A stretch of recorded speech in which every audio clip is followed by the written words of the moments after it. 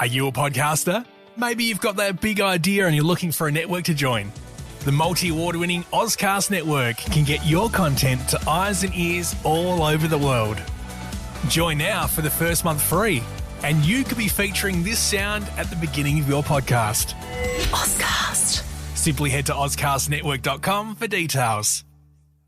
In a world where everyone says hello, they dare to say, g'day. Yeah, g'day. Yeah, g'day. Yeah, g'day. Yes. Good day. Yeah. G'day. G'day. Yeah. G'day. Yeah. Yes. Yeah. Good day. Wow. Yeah. Good day. G'day. Hey. Yeah. G'day. Yeah. G'day, Tim. Yeah, g'day, Leon. Yeah. G'day, everyone. Yeah, g'day, everyone. Welcome to Yeah G'day, the complete guide to Australia, where we get all of our Australian shit. We get all our shit, put it in a bag, and we deliver it to you.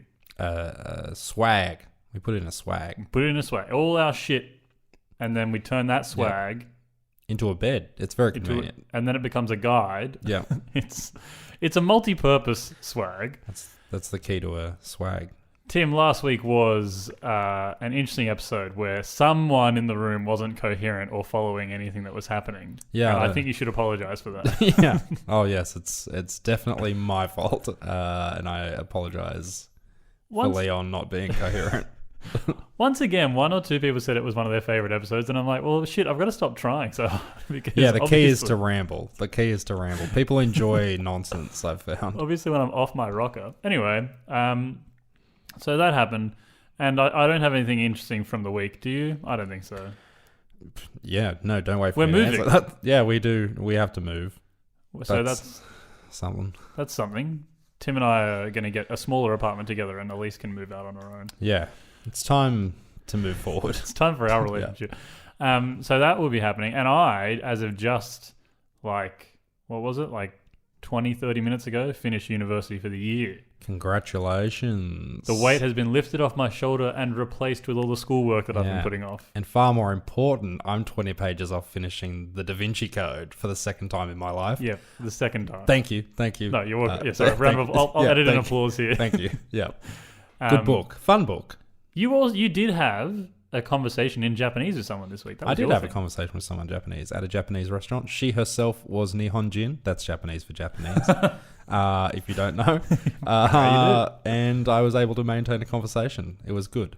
Well, he was able to maintain pretending that he was maintaining the conversation. Oh, yeah. There were definitely moments when she said stuff and I understood the gist and I was just like, yeah. In your head, you were like, Yeah. Nani? Yeah. But so anyway, that's our week, and that's the end of the show. Thank you for listening. Yes, thank you. Tim, in a few days' time, it will be Halloween, Or Hallows Eve, yeah. the eve of Hallows. It's coming up. As per usual, I don't plan on celebrating it whatsoever. Yeah, I think it's on a Wednesday here. Yeah, it is. Well, I mean, I imagine it's a Wednesday for the entire world. No, I think due to time difference. Yeah, but that's a school night. Yeah, so I've got to do my homework. I've got to go to bed before Yeah. 8:30 when it's time to go to bed. Yeah. I have salsa that night. Not that that's relevant to anything. Immediately, But I I do. thought about the actual Yeah. dip, and I was like, "All right, well, that's a good plan you've Probably got have going salsa. Yeah. on." But I think that as with last year, we should get in the mood, in the spooky mood. The spookiness of it I'm all. going to do the rest of the podcast like this. Feel free to turn off at any point as soon as that gets annoying, which I imagine won't be long. It's already annoying. This week, we thought we'd talk about some kind of Australian cryptozoology. Something we've alluded to in the past. We've said we'd do it, but we've never done it. But now we are. Now we're doing it. We're men's of our words. Yes. Two men's. Two brothers. Let's talk, you and I, Tim, about the Bunyip. The Bunyip, the most famous, I would argue, of the cryptozoological. In fact, I would argue that I only probably know, definitely off the top of my head, one other, which is kind of like similar to it anyway. Yeah. That's the Yowie. Yowie. And then there's the panther. I think that's the top three that I can list of Australian cryptozoological. Yeah, the panther that supposedly lives in the Blue Mountains region. Yeah. The Bunyip. Bunyip. Let me tell you about what a Bunyip is. Okay, that'd be good. Straight up, I'll tell you, no one really knows. Okay, so that's good. There's a lot of, as with all cryptozoology, there's a lot of, different stories. So it originates in Indigenous Australian mythology. The word Bunyip itself can be traced to the Wemba Wemba or Wurgaya language of the Indigenous people of southeastern Australia. So that's where the word comes from, they believe. Today, it's largely translated as devil or evil spirit, but there is a belief that wasn't necessarily what it originally referred to, and that's something that came about after Europeans arrived in Australia and obviously affected Indigenous culture here. Yes. I guess you've got to have the concept of devil to be able to translate to devil. So. Yeah, exactly. So the introduction of Christianity by those Bible-toting Europeans that arrived here definitely had an influence there, as it did all over the world. It seems that like the word is connected to the word Bunjil, which was a mythic great man in the Dreamtime teachings of the Indigenous Australians, who had a lot to do with the creation of the world in their mythos. But the actual creature itself is like a weird... It's lots of different reports about what it actually is, but seems to lurk in swamps, billabongs, creeks, riverbeds, waterholes. It's water-oriented. Water. I didn't know that. I didn't know it was water-focused. And even like the earliest mentions and pictures that they have in like caves and stuff from indigenous settlements depict it as like a water spirit of some type.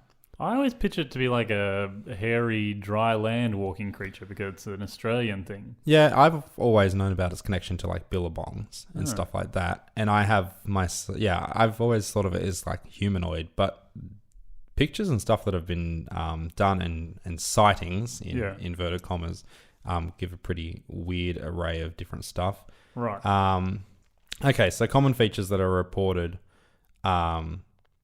because there was a weird spate of sightings in the 40s and 1850s. Okay. Trustworthy time. Yeah. So according to a report in 1851, an Indigenous man had been speared a bunyip and killed a bunyip, and the report weirdly claimed that it looked... It was about... It doesn't actually say that much. It says that it was 11 paces long and 4 paces in extreme breadth. And they actually... The Indigenous people of that area, after it had happened, kept tracing the outline of it in the in like the cave area or wherever this occurred. But it's actually not there anymore. They used to go back yearly and perform this ritual where they would trace it again to make sure it lasted, but it's not there anymore, unfortunately. How is paces a measurement? I don't know. They definitely had better measurements then. Look, in the 1800s, it was just a mess, honestly. But there were other measurements, and they're like, no. The best way to measure this is paces. Yeah. That will stand up for eternity. Yeah. So it's been described as various different things. Dog-like faced, a crocodile-like head. It's been said to have dark fur, a horse-like tail. Okay. It's said to have flippers, walrus-like tusks or horns. And some even say it has like a duck-like bill. I think the crocodile one is the scariest. Yeah, and there's a few like pictures. One of them actually looks quite a lot like these are like drawings that have been done in the 1800s by Europeans at various points. One of them kind of looks like a panther. Oh. One looks like a weird squid-like creature. We'll put these up, I guess, for people to look at. Yeah, so it's been known like in the Indigenous community for a long time as like a water spirit. They didn't seem to have that much of a problem with it though. Right. They were kind of scared of it. Yes, but lived in respectful harmony. Yeah. And they like told the kids about it, and it was kind of used as a bit of a scare tactic to keep people from wandering off and things like that. But then European settlers started saying they were finding remnants of it. All of this sort of stuff, though, has been put down to finding the bones of ancient marsupials, Australian, So the megafauna and stuff like that. Oh, right. Yeah, that makes which sense. was something that was realized much later Yeah. than this period. So there's in 1818 they found the remains of a creature that looked a lot like a hippopotamus or a manatee. Oh. So they brought that up. It's now thought that might be a diprotodon. Right. They found more in 1813, 1845, 47, 52.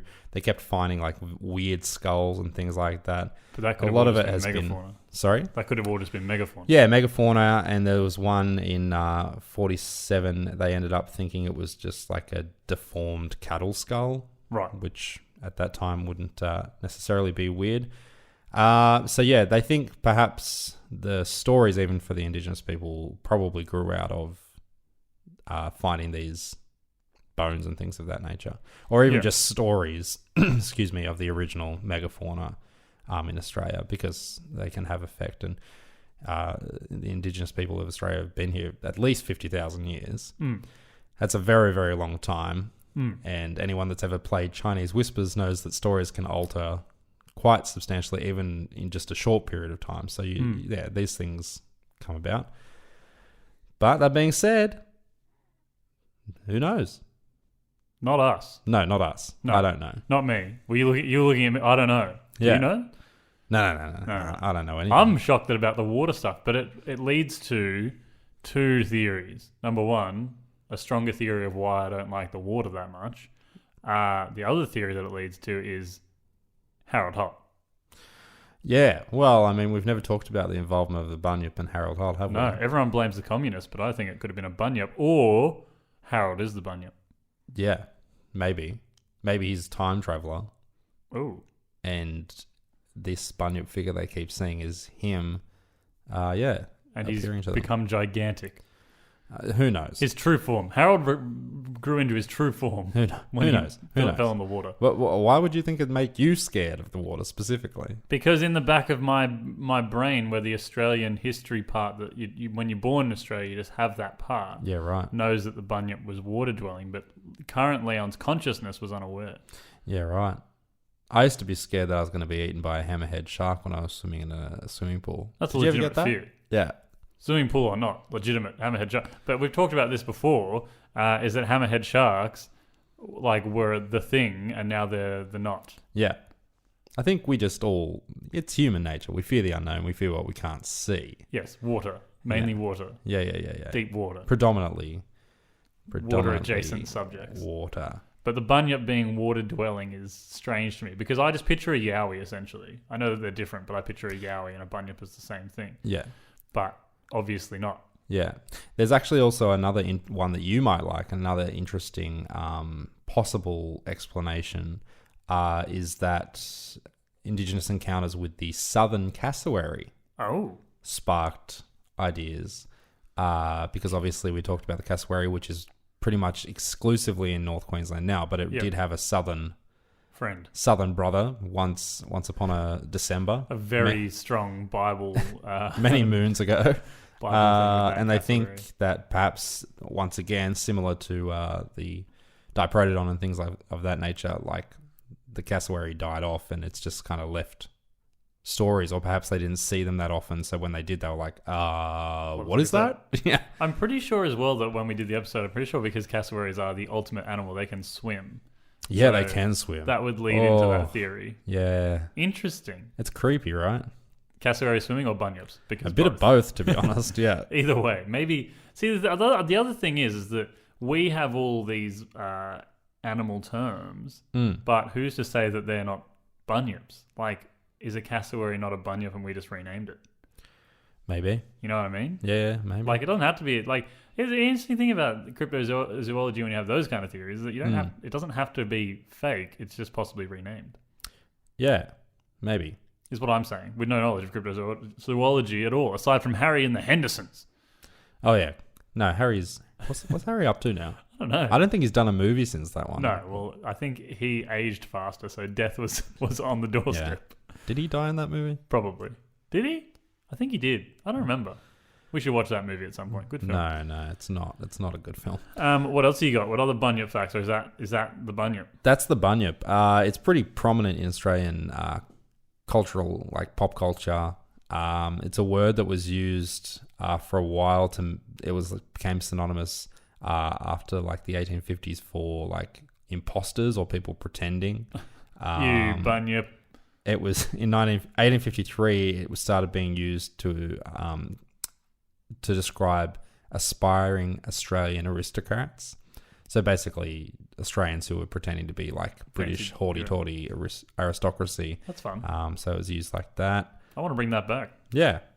And of course, we have a bunch of places all over Australia that use it in the name.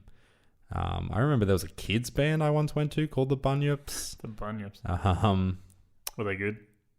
I don't know. I can't remember. Well, obviously not. Yeah. You also use the scent.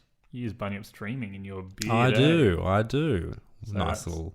Obviously, Joel has seen a Bunyip and knows the smell. Yeah. It's a well-known Australian cultural phenomenon. Although I doubt many people would be able to actually tell you much about a Bunyip. I couldn't. Like, as I said, I know Bunyips, Yowies, and Panther is what I've got in my head right now. Yeah.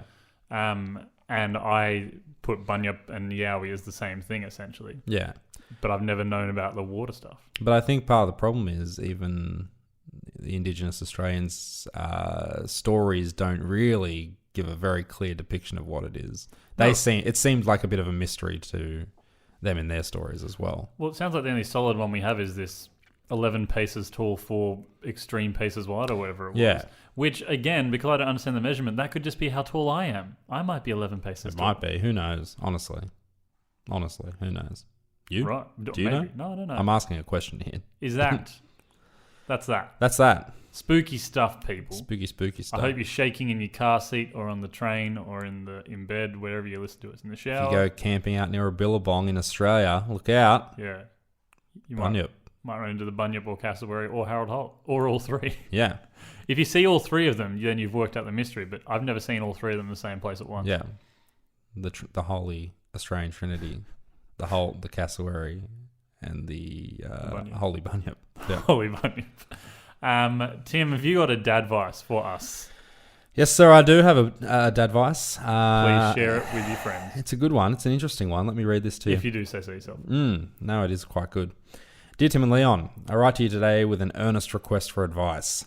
I cannot express how irksome my current issue is, and I hope you boys can offer some way to resolve this issue.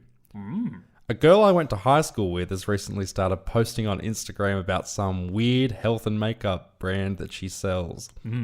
Talking about it, how it has changed her life, and attempting to recruit new people to sell the items like herself. Yes, recruit's the operative word. Yeah.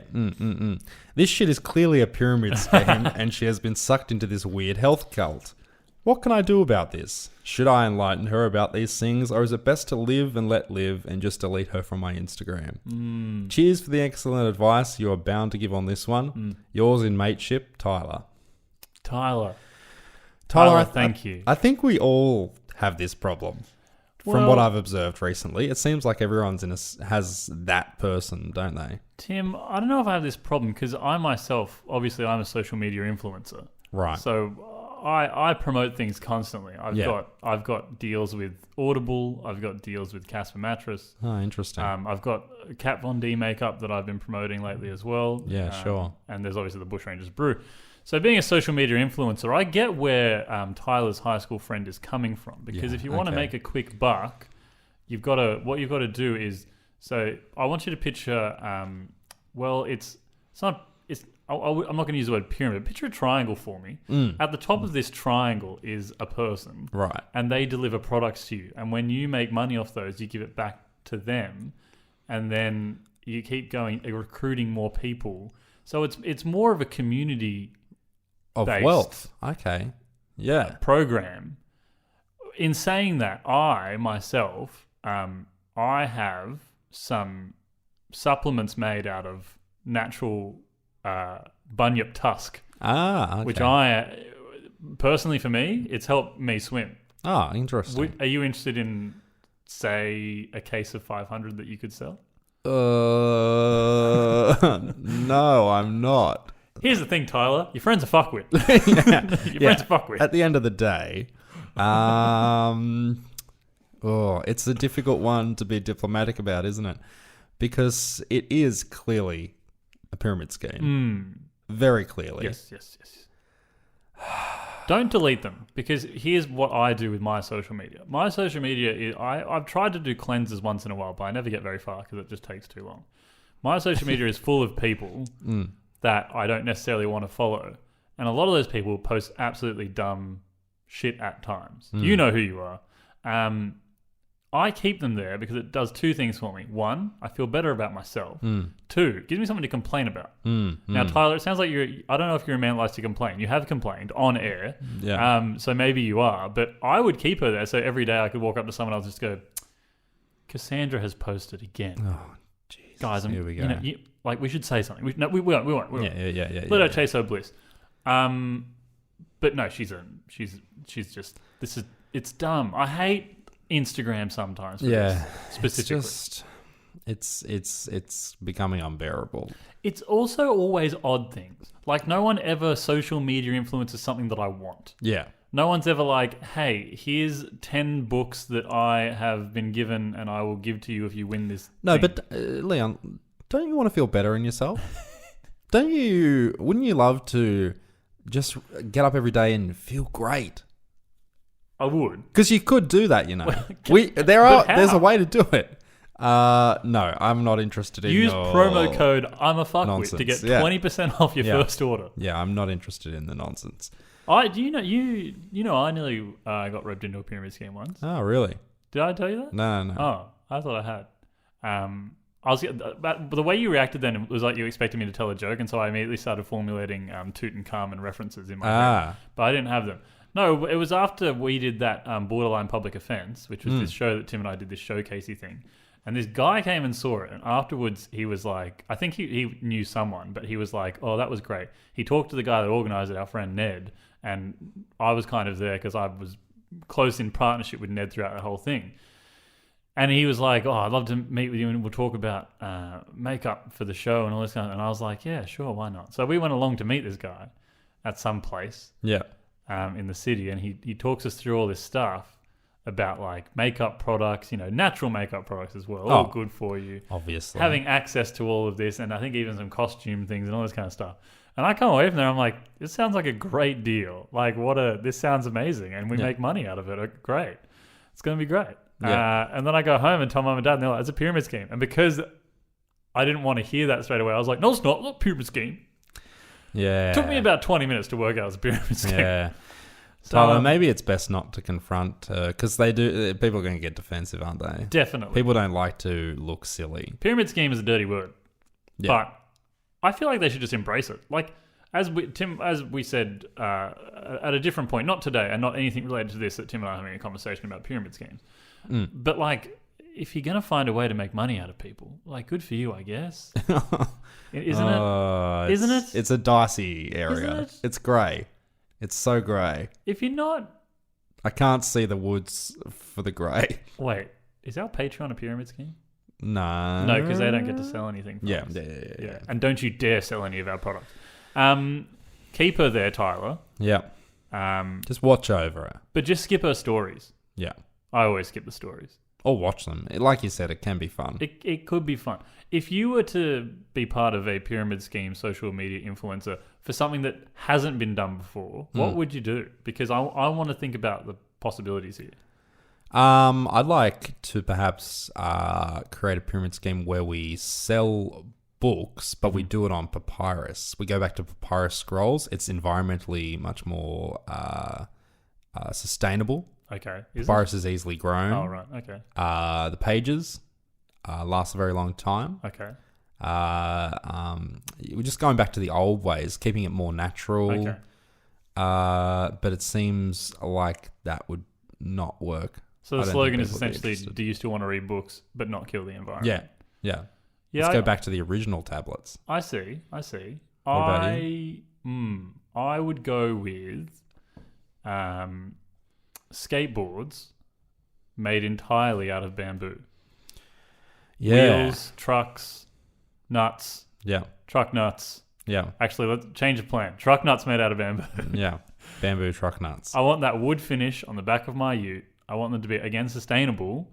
And the thing is that for every truck nut that you buy, I get 75%. Mm-hmm. You get 20%. Mm-hmm. And the remaining 50% is donated to prostate cancer research.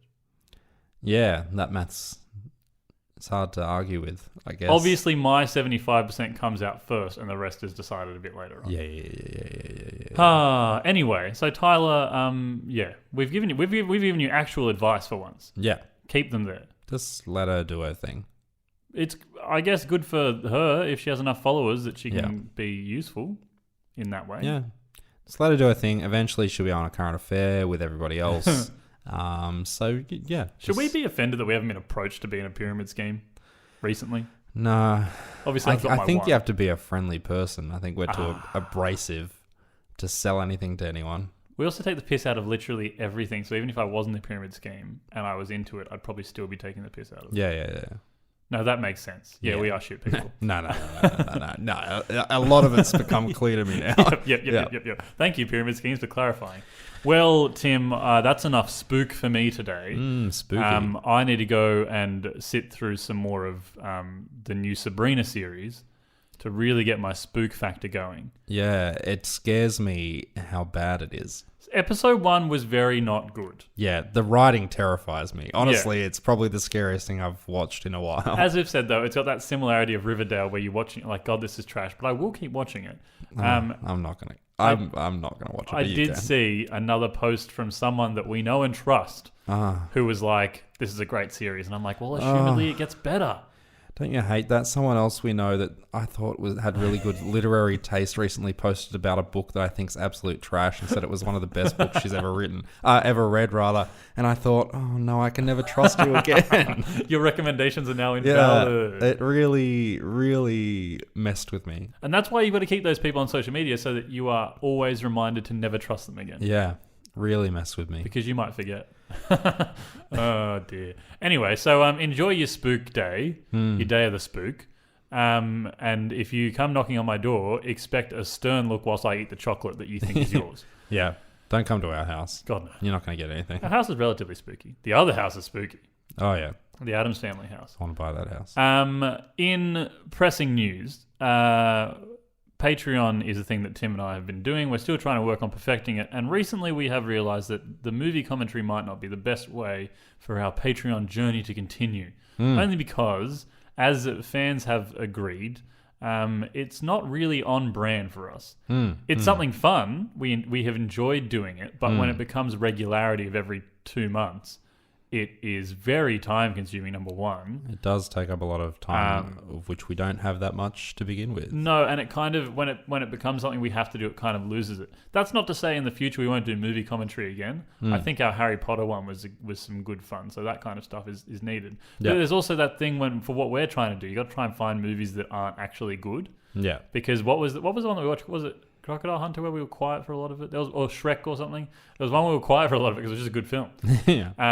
So we're going to stop that for now. I don't think many people were probably sitting down with it as it was going. And so we're just going to stick with bonus episodes every month. And then when we have time and whims and wills, we will add in additional bits and pieces here for you. Correct. So check out www.patreon.com/yeahg'day. We're about to record the bonus episode on Halloween. Bit of a Hallow theme, if you ask me. Halloween, the idea, the day, the concept. We're not recording it on Halloween. God no, I'll be very busy that day. Yeah. So as always, make sure you're following all our social media. Thanks to Teylor Smirl for our wonderful spooky cover art. And it's scary how good Fern Tree music, that's Curtis Fernance music is for the introduction, outtroduction. Ooh, I'm so freaked out. He's a very talented man. Thanks for his. What? Why does Curtis strike me as the kind of guy that might be in a pyramid scheme? He might start one. I'd buy into it. Yeah. So thanks for the spooky spook, listen spook. We have a quota that we have to get through, otherwise we get fired. Yeah. And do all the other stuff. As always, Yeah, g'day, Tim. Yeah, g'day, Leon. Yeah, g'day, everyone. Yeah, g'day, everyone. Catches on the flippity flop.